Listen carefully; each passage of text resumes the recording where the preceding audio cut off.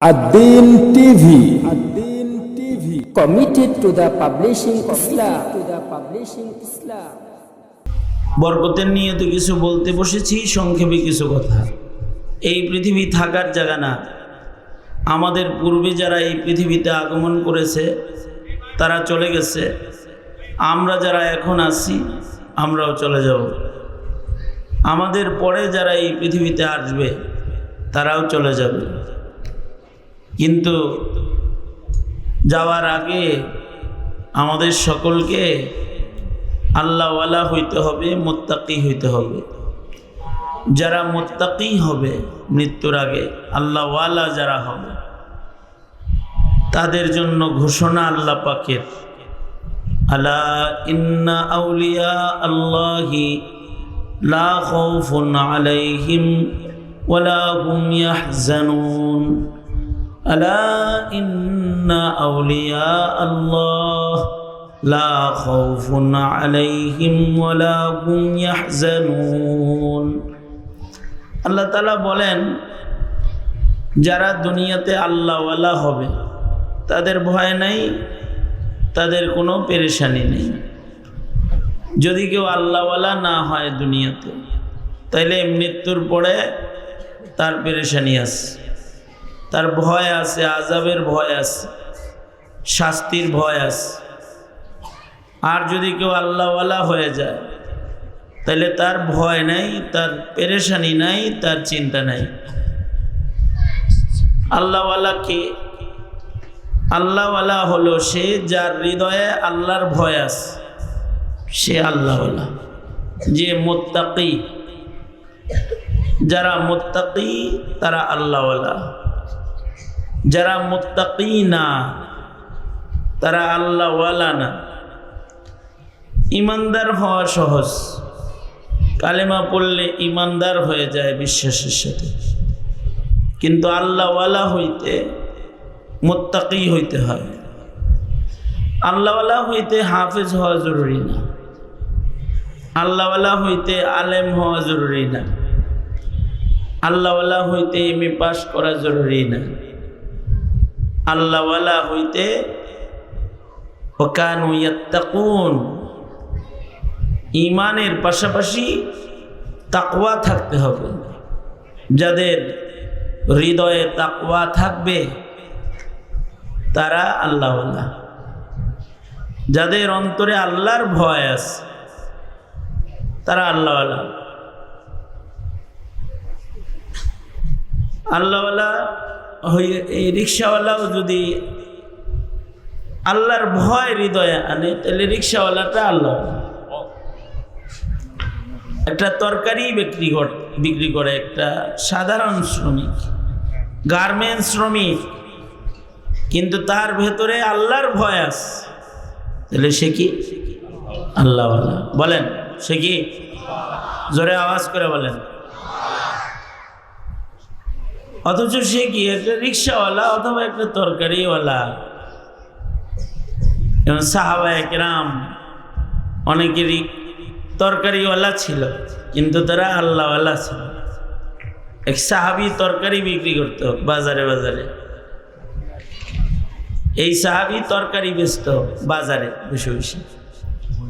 গ্রাম থেকে তরকারি আইনা মদিনার বাজারে দোকান সাজায়া বসে পড়ত। কিন্তু তরকারি বিক্রেতা কিন্তু আল্লাহওয়ালা। এমন আল্লাহওয়ালা যে আল্লাহ তাআলা তার উপরে রাজি। সুবহানাল্লাহ বলেন। নবী তার উপরে রাজি। এমন আল্লাহওয়ালা, রাজিয়াল্লাহু আনহুম ওয়া রাজু আনহু।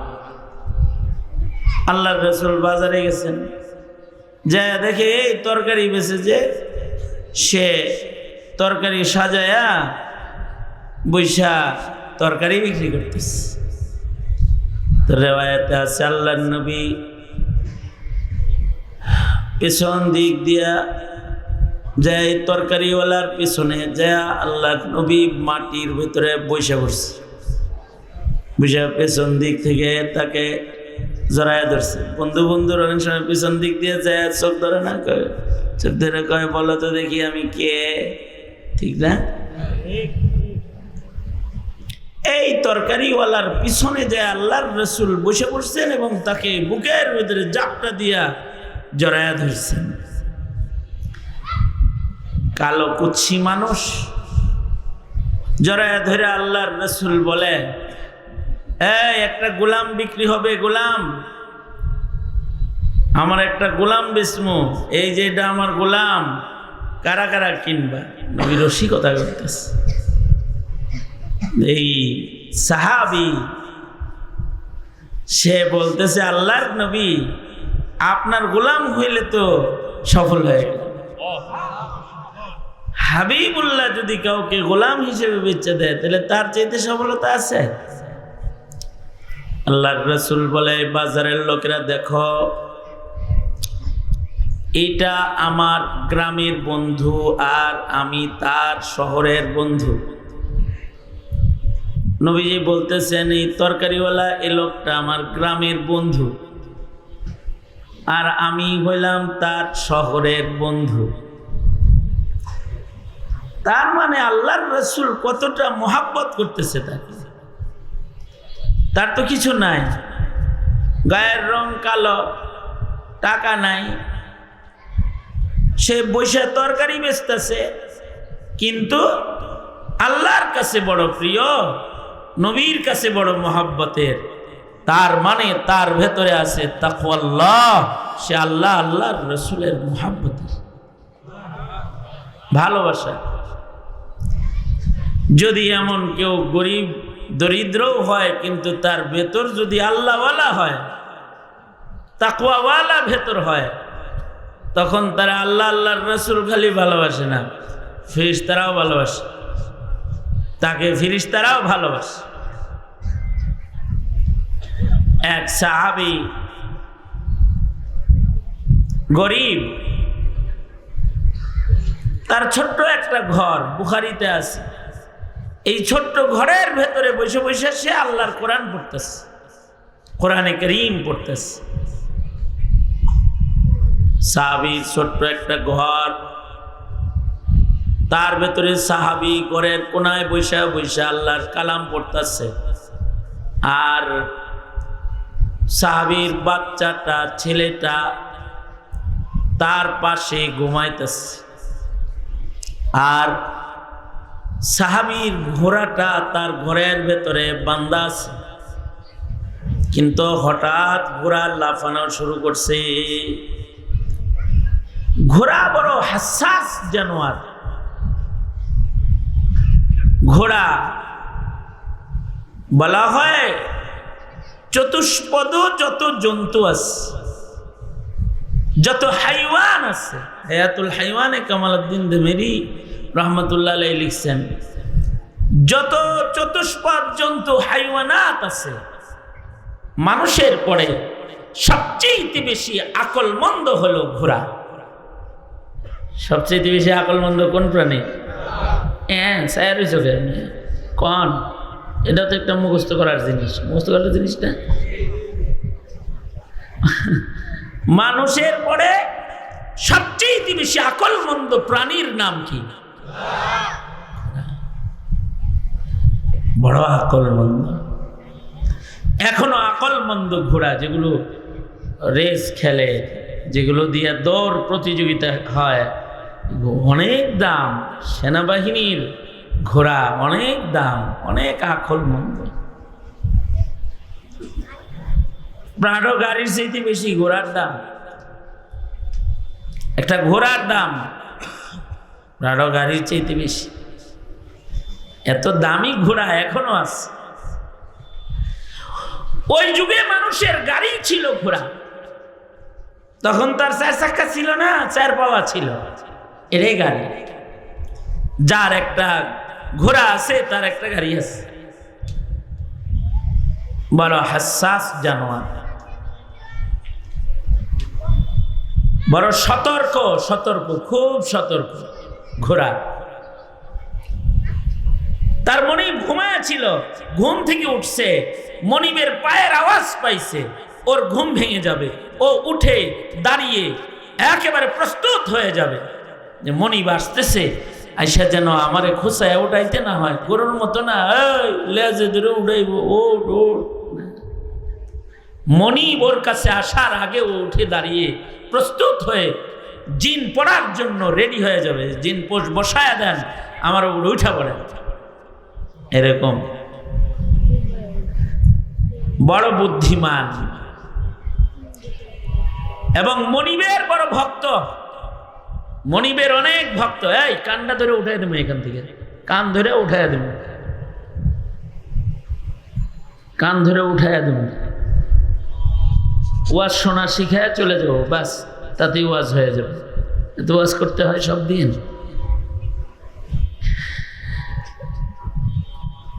মনিবের এত ফরমাবরদার ঘোড়া, মনিবের ফরমাবরদার যে মনিব ওকে নিয়ে যুদ্ধে যায়। ও তীরের আঘাত নিজে খাবে, মনিবের গায়ে লাগতে দিবে না।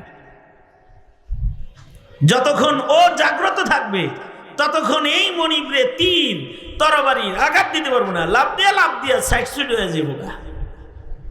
এ কারণে ঘোড়া যুদ্ধের বড় সামান।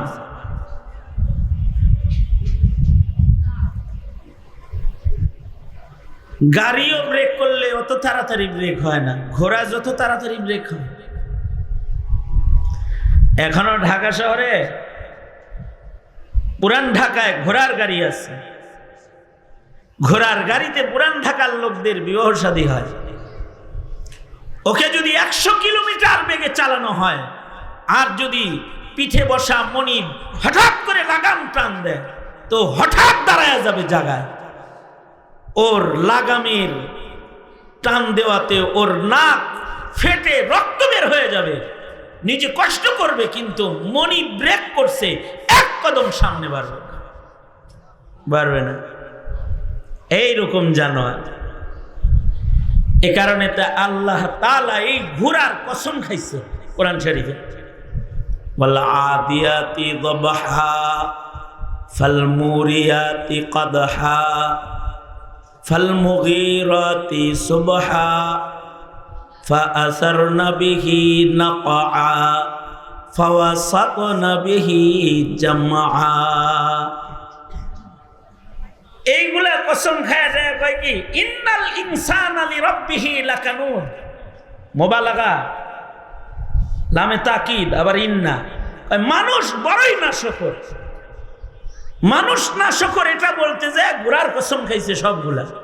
দ্রুতগামী ঘোড়ার কসম, যখন তারা দ্রুত গতিতে দৌড়ায়, দৌড়াইতে দৌড়াইতে সে তার ঘোড়ার খোর দিয়ে আগুন ঝরে, এত দৌড় দেয়, তার দৌড়ে ধুলা বালি উড়ে যায়, ঝড় শুরু হয়ে যায়, এরকম দৌড় দেয়।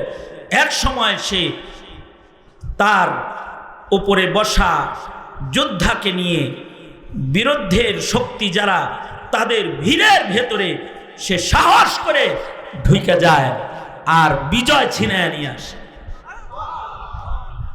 আল্লাহ তাআলা এই কসমগুলো করছে। মুফাসসিরিন বলে আল্লাহ তাআলা মানুষরে নাশকর বলতে যায় ঘোড়ার কসম খাইল কেন?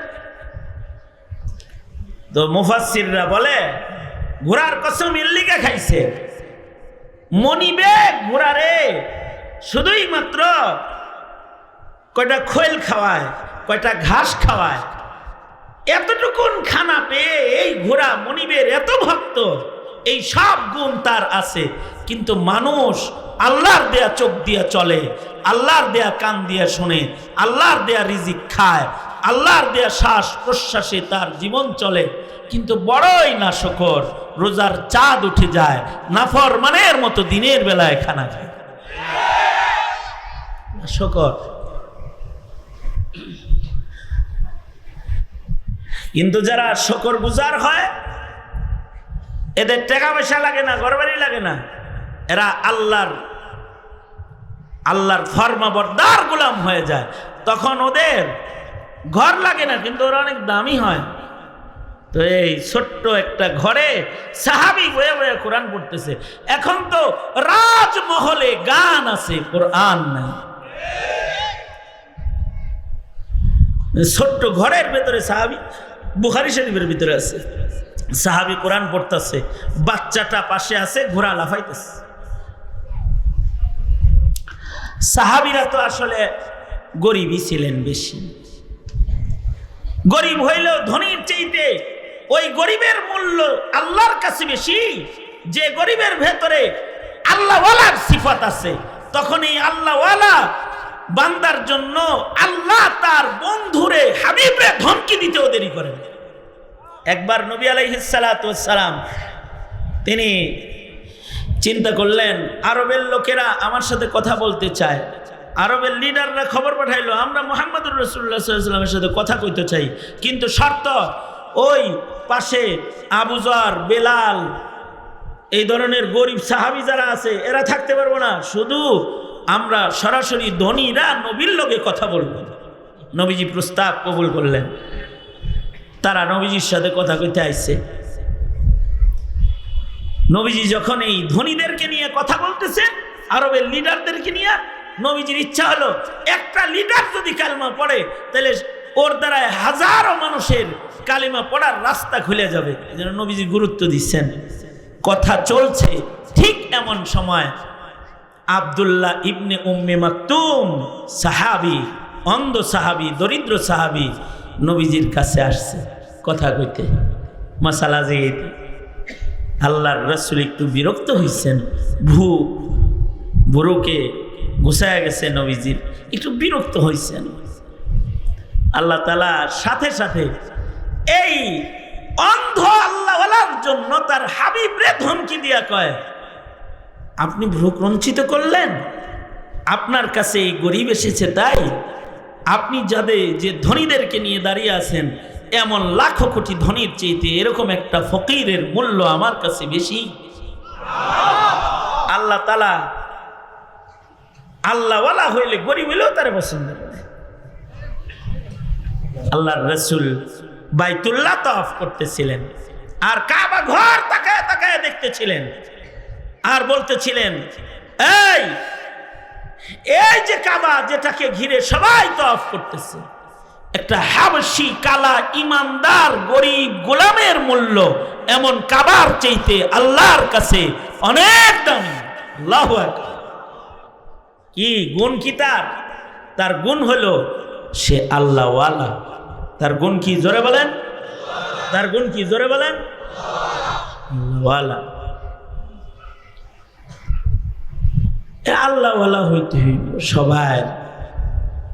সাহাবীদের ধন ছিল না, চামড়ার সৌন্দর্য ছিল না, গায়ে কাপড় ছিল না, এখন তো ফহিনী, কিন্তু সাজ্জা গাজ্জা সুন্দর হয়ে থাকে না।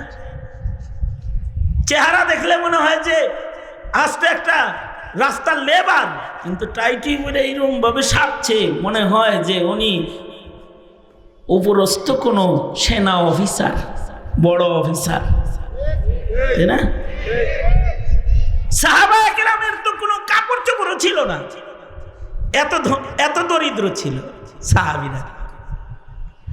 দরিদ্র, কাপড় চোপড় নাই, শান শওকত নাই। এখনকার মানুষ ধনে, টাকা পয়সা, গাড়ি বাড়ি, পোশাক পরিচ্ছদ, এগুলোতে ধনী, কিন্তু দিল বড় নোংরা, দরিদ্র দিল, দিলটা একেবারে দরিদ্র। সালমান এফ রহমান হইলে কি দিল এত দরিদ্র যে দরিদ্র লোকের হক মাইরা খায় আঙ্গুল ফুলে কলা গাছ হয়ে যায়। দরিদ্র। আর সাহাবীরা টাকা পয়সায় ধনী না, কিন্তু তারা ঈমান, আমল, তাকওয়া, খোদা ভীতির দৌলতে তারা বড় ধনী। আল্লাহু আকবার। এই দৌলতে তারা অনেক ধনী। বুখারী শরীফে আছে কিতাবুন নিকাহে, আর একটা হাদিস আছে, এক মহিলা নবীজির কাছে এসে বলে, নবীজি আমারে বিয়া করেন, আমি আপনার কাছে বিয়া বসতে চাই।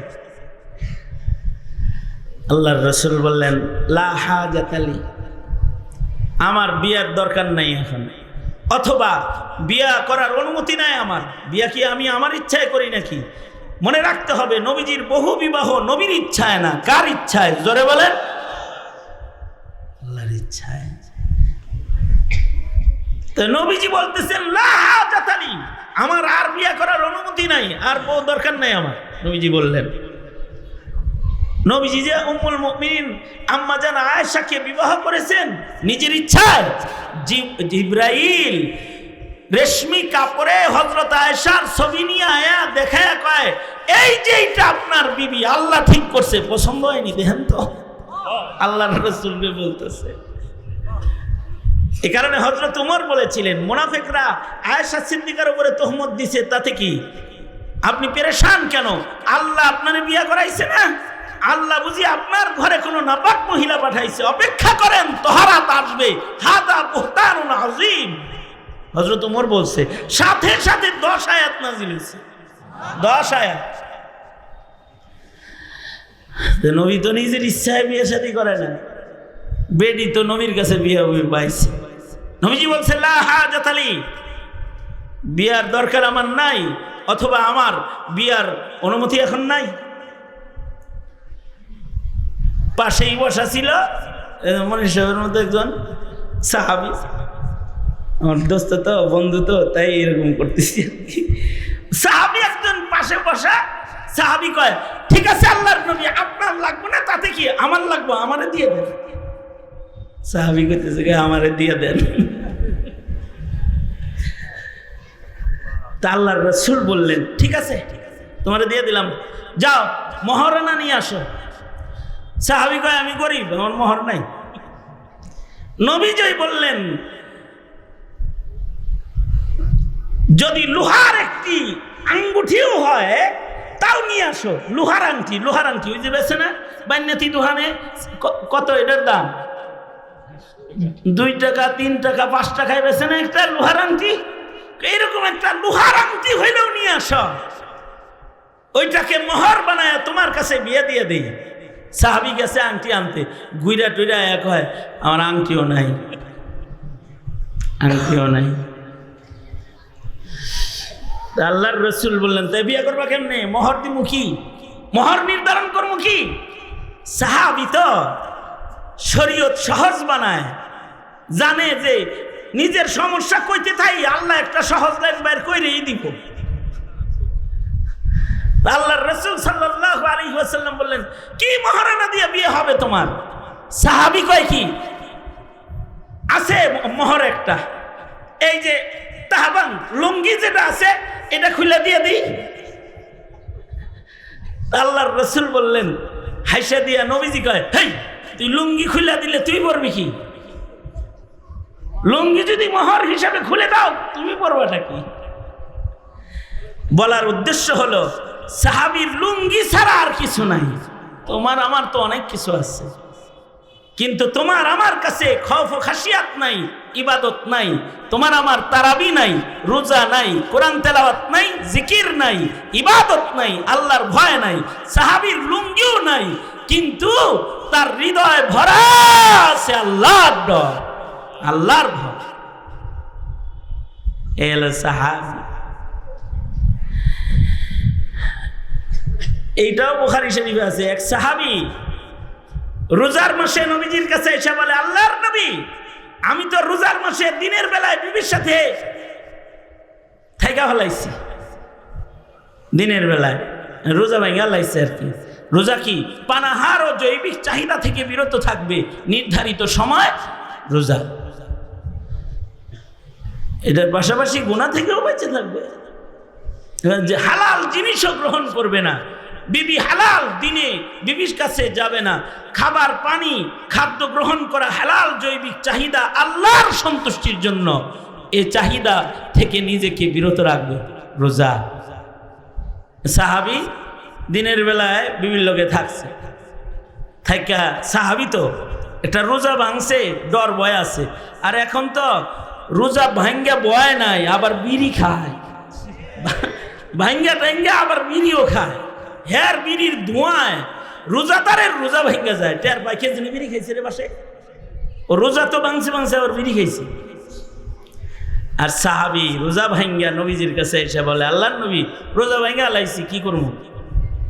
আল্লাহর রাসূল বললেন, একটা গোলাম আজাদ করে দাও। আমি গরিব মানুষ, আমার গোলাম টোলাম নাই,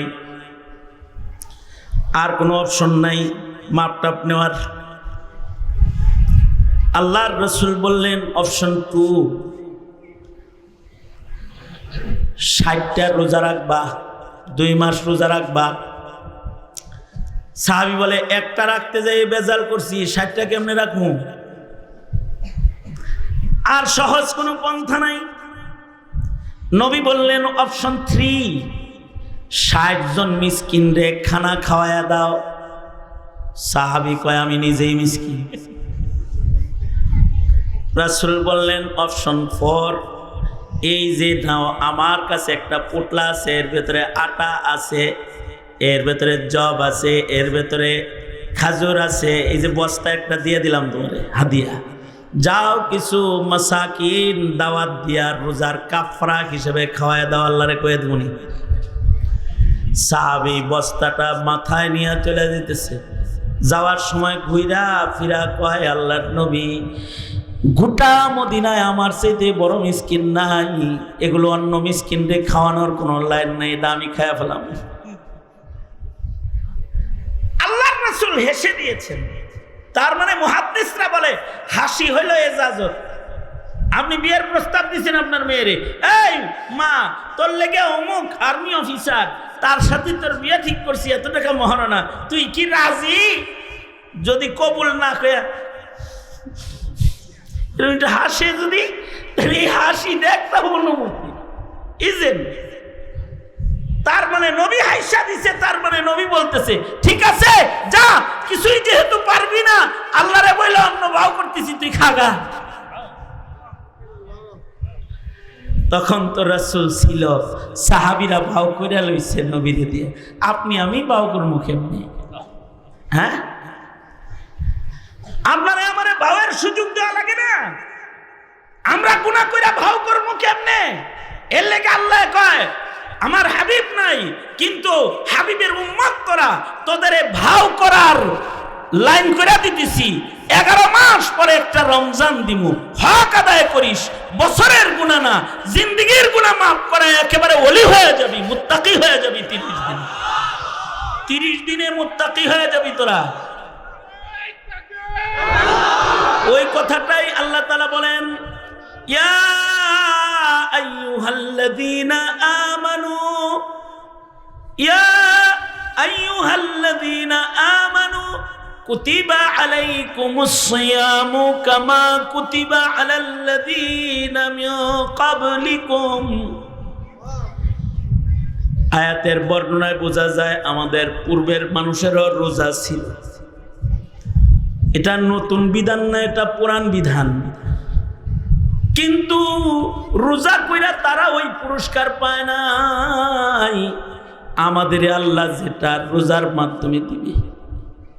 আল্লাহ কয় তাদেরও দিছি রোজা, কিন্তু তো করে দিলাম, তো করে রোজার পুরস্কারটা আলাদা করে দিলাম। লাআল্লাকুম তাত্তাকুন, 30টা রোজা রাখবি, 1 মাস রোজা হবে তোদের জন্য 30টা ক্যাপসুলের মতন। একদিক দিয়া 30 রোজা কমপ্লিট করবি। লাআল্লা ফি কালামিল্লাহি লিত্তারাজ্জিহি ওয়াল ইয়াকিন, একদিকে তোর রোজা শেষ হবে, আর একদিকে ওলির দপ্তরে তোর নাম চলে যাবে। কিন্তু নবী বলে একটা শর্ত আছে, মান সামা ঈমানান ওয়া ইহতিসাবান, রোজাটা হইতে হবে ঈমানের রোজা, রোজাটা হইতে হবে হিসাব নিকাশের রোজা। যাতা করা যাবে না, যাতা বলা যাবে না, এরকম রোজা। রোজাকে ভাঙ্গা ছিঁড়ে ফেলা যাবে না, ভেঙ্গে ফেলা যাবে না, রোজাকে নষ্ট করা যাবে না নিজের পাপাচার দিয়ে। যদি এমন রোজা কেউ 1 মাস রাখে, তো তার জন্য রোজার মাস যথেষ্ট। কারণ নফল করলে ফরজের সওয়াব দিয়ে দিব, ফরজ করলে 70 গুণ বাড়ায় দিব। 1 লাইলাতুল কদর ইবাদত করলে 80 বছরের চাইতেও অধিক কাল ইবাদত করার সব এক রাত্রের বিনিময়ে আমলনামায় উঠায় দিব। আল্লাহু আকবার কাবীরা। আপনারা বলবেন কি কি করণ লাগবো রোজার মাসে? আমাকে কিচ্ছু করণ লাগবো না, গুনাহ করেন না। কয় রাকাত নামাজ পড়ন লাগবো? বেশি নামাজও পড়তে হইব না, শুধু তারাবিটা পড়েন, এশার নামাজ পড়েন, আরামে ঘুম যায়েন, ফজরের নামাজ জামাতের সাথে সেহরি খায়া পড়া আরাম করেন, পাপাচারে যায়েন না। রাত ভরা দাঁড়ায় দাঁড়ায় কোরআন পড়া, নামাজ পড়া সবার কাম না। সাহাবীরাও সবাই এগুলো পারে নাই। হ্যাঁ, কেউ কেউ সারা রাত দাঁড়ায় নামাজ পড়ছে, কেউ কেউ সারা রমজান কোরআন পড়েছে। আমাদের আকাবিরদের কেউ কেউ দিনে এক খতম, রাত্রে এক খতম পড়ছে। ইমাম শাফি রহমতুল্লাহ আলাইহি ডেইলি এক খতম পড়ছে। ইমামে আজম আবু হানিফা রহমতুল্লাহ আলাইহি দিনে রাতে খতম করছে। 2 রাকাত নামাজে উনি এক খতম করে কোরআন শরীফ পড়তেন। 2 রাকাত নামাজ সম্ভব? সম্ভব। নিজেরে যদি কেউ আজাদ মনে করে তাহলে সম্ভব না, জেলখানায় মনে করলে সম্ভব। যেমন আমরা যখন জেলে ছিলাম তখন আমাদের সাথীরা 2 দিনেও খতম করত, আর কোনো কাম নাই তো। হাসিনার জেলখানায় আর কোনো কাম আছে কোরআন পড়া ছাড়া? আর কোনো কাম নাই। তো এক এক দিন 15 পারা করে পড়ত। নামাজের ভেতরে 5 পারা 7 পারা। এই মামুনুল হক সাহেব নামাজের ভেতরে 5 পারা 7 পারা। জেলখানায় ছিল, হ্যাঁ জেলখানায় ছিলাম তো সপ্তাহের ভেতরে খতম হয়ে গেছে। এখন 15 দিনে 1 মাসে মুশকিল, জেলখানায় নেই তো। সাহাবীরা আবার সারা জিন্দেগিটাই জেলখানায় ছিল। আর দুনিয়া সেজনুল মুমিন, সাহাবীরা দুনিয়ায় জেলখানায় বসবাস করছে, অপরাধ করলে শাস্তি নিয়ে নিছে। জেলে যেমন অপরাধীরে শাস্তি দেয়, সাহাবীরা মুক্ত জমিনেও অপরাধ করলে নবীর সাজা তারা গ্রহণ করেছে। সেজনুল মুমিন। এ কারণে আমাদের আজাদি আমাদের নষ্ট করেছে। রমাদান এসেছে আমাদের গোলামির জিঞ্জিরে আবদ্ধ করতে। আসুন নিজেদেরকে গোলামির জিঞ্জিরে আবদ্ধ করে ফেলাই। ইনশাআল্লাহ বলেন, জোরে করে বলেন ইনশাআল্লাহ। ঈমান আর আমল ঠিক করে ফেলাই, পৃথিবীর কোনো শক্তি আমাদের সাথে পারবে না, পৃথিবীর কোনো শক্তি পারবে না। আর যদি ঈমান আমল ঠিক না হয়, খৌফ ও খাশিয়াত না আসে, তো সংখ্যা দিয়া বিজয় অর্জন করা যাবে না। গুনাহের কারণে মাওলা নারাজ হইলে এক জালিম তারাইছেন, আলা আরেক জালিম গারে বইব, দেখেন আরেকটা জালিম ঘাড়ে বইব। সুতরাং ভালো হয়ে যাই, ভালো হইতে পয়সা লাগে না, ভালো হইতে লাগে ইরাদা। কি লাগে জোরে বলেন, জোরে বলেন। কারা কারা ভালো আর ইরাদা করলেন হাত তোলেন তো, আল্লাহ কবুল করেন, জোরে বলেন আমিন। হাত নামান। আমার ভোর 4টার সময় ফ্লাইট। শুধু শেখুল হাদিস মনির সাহেব উনি আমার বন্ধু মানুষ আর মহাব্বতের মানুষ না হইলে এইখানে আসা এখন সম্ভব ছিল না। আকস্মিকভাবে 6 ঘন্টা আমার ফ্লাইট আগায় আসছে। এরপরও আপনাদের সামনে আসলাম। যা বললাম এর থেকে যেটা বুঝাইতে চাইলাম, রমাদান আসছে আমাদের আল্লাহওয়ালা বানাইতে। কি বানাইতে জোরে বলেন? আল্লাহওয়ালা হয়ে গেলে আর কিছুই তার লাগে না। गर नहीं दौलत तू सदमा कुछ नहीं, दिल गनी रखते हैं शिकवा कुछ नहीं। सीम ज़र क्या चीज़ है, सीम ज़र क्या चीज़ है, दिल की गिना के सामने बोरिया पर बैठ कर भी सरवरी मिल जाएगी, बुरिया पर बैठ कर भी सरवरी मिल जाएगी। আল্লাহর জান্নাত দখল করার জন্য প্রাসাদে বসবাস লাগে না, আল্লাহকে পাওয়ার জন্য কোটি কোটি টাকা লাগে না, আল্লাহকে পাইতে অনেক ডিগ্রি লাগে না, আল্লাহকে পাইতে সুন্দর চেহারা লাগে না, আল্লাহরে পাইতে লাগে সুন্দর একটা দিল, गर नहीं दौलत तू सदमा कुछ नहीं, दिल गनी रखते हैं शिकवा कुछ नहीं, सीमो ज़र क्या चीज़ है दिल की गना के सामने, बुरिया पर बैठ कर भी सरवरी मिल जाएगी। চাটার উপরে বসে জান্নাতের রাজত্ব দখল করার, ঈমান আর আবদিয়তের রাজত্ব আল্লাহ তাআলা মুসলমানের দান করেছে। আল্লাহু আকবার করে বলেন। হ্যাঁ, চাটার উপরে বসে। ওই তো ইয়ারি নেই ইনশাআল্লাহ বলেন। কোন সময় যদি না খায়া থাকেন, ইরু ইরু হয়ে যায়, কেমন আছেন? ভালো না।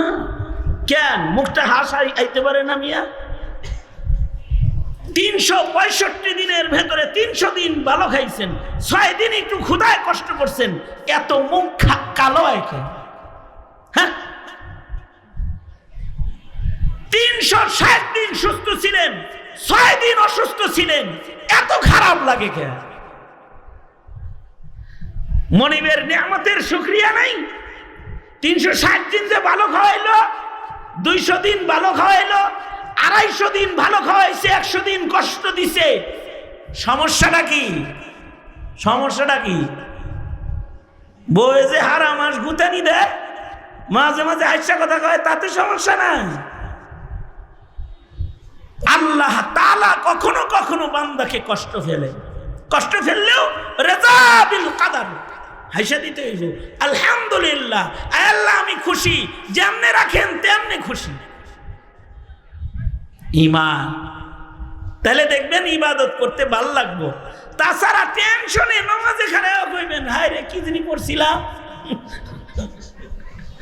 আবার সূরা ফাতিহা অর্ধেক করে আবার শুরু করবেন, কি জানি পড়ছিলাম, কোন সূরা জানি মিলাইছিলাম, কয় রাকাত জানি পড়লাম। দিলের ভেতরে সুকুন আর ইতমিনান আনতে তাকওয়া লাগবে। তাকওয়া, তাকওয়া আসলে ইতমিনান এসে যাবে, তখন চাটায় বসে জান্নাতের রাজত্ব দখল করার উপযুক্ত হওয়া যাবে। কোন কথায় কষ্ট পেয়ে থাকলে মাফ করে দিয়েন। ওয়াজে যখন আয়েন খালি তো মিঠা মিঠা কথা শুনতে আসেন, এ কারণে তেরা কথা আপনাদের ভাল লাগে না। আমরা মাঝে মাঝে ইচ্ছা করেই রসিকতা করেই তেরা কথা কই, তবে আমরা এই মিল্লাতের আলেমরা তেরা কথা, মৌলবীর তেরা কথা রিমান্ড দিয়ে বন্ধ করান যায় না। এরা নায়েবে নবী, এরা রাজা বাদশাকেও ছাড়ে না, হাসিনারেও ছাড়ে নাই, আর জালেম সরকারেও আলেমরা ছাড়ে নাই, কাউকে ছাড় দেয় নাই। এখন যারা আইছে তারা কি, তারা কি হেডার চাইতে বেশি? হেডার চাইতে বেশি এখন হয় নাই। সুতরাং ভালো হয়ে যায় সবাই, জালেম না বনো, গোলাম বনো। জালেম হয় না, চাঁদাবাজ, সন্ত্রাসী, উশৃঙ্খল কোন হাইওয়ানের খাতায় নাম লেখাবা না, আপনার খাতায় নাম লেখা বাস। তাহলে মরে যাইবা, মৃত্যুর দরজা যখন আইব, এক পা থাকবো দুনিয়ায়, আর এক পা থাকবো জান্নাতের ভেতরে। ওই যোগ্যতায় আমাদেরকে অধিষ্ঠিত করতে এসেছে রমাদান। সুতরাং রমাদানের কদর করবো তো ইনশাআল্লাহ। আল্লাহ ওয়াদা করিতেছি আমরা রমাদানের কদর করবো ইনশাআল্লাহ। আল্লাহ তৌফিক দান করেন, আমিন। এই কৃতি ছাত্রদের পুরস্কার বিতরণ হবে, দোয়া হবে, মাহফিল চলতে থাকবে, আপনারা শামিলে হাল থাকবেন। রমজান কেন্দ্র করে মাদ্রাসার সাথে একটু সম্পর্ক বাড়াবেন, মজলিসের কদর করবেন। আমি ব্যস্ত মানুষ, আমার পিছু পিছু আপনারা আমার পিছু নেবেন না। আমি সালাম দিলাম, সালামে বিদায়। আমার হাতে হাসিনার বরকতে রড এখনো লাগানো আছে, সুতরাং আপনারা আমার সাথে মুসাফা করার দরকার নেই। সালামে বিদায়। আসসালামু আলাইকুম ওয়া রাহমাতুল্লাহি ওয়া বারাকাতুহু।